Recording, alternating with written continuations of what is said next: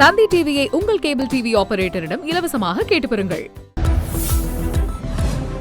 முன்னாள் முதலமைச்சர் எம்ஜிஆரின் 108வது பிறந்தநாளை ஒட்டி தொண்டர்களுக்கு கடிதம் எழுதியுள்ள அதிமுக பொதுச் செயலாளர் எடப்பாடி பழனிசாமி, தமிழ்நாட்டில் மீண்டும் எம்ஜிஆர் ஜெயலலிதா ஆட்சியை மலரச் செய்ய உறுதியேற்போம் என தெரிவித்துள்ளார்.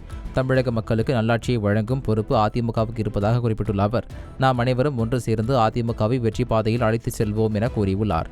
இதனிடையே எம்ஜிஆர் பிறந்தநாளை ஒட்டி சென்னை ராயப்பேட்டையில் உள்ள அதிமுக தலைமை அலுவலகத்தில் எம்ஜிஆர் சிலைக்கு எடப்பாடி பழனிசாமி இன்று மாலை அணிவித்து மரியாதை செலுத்துகிறார்.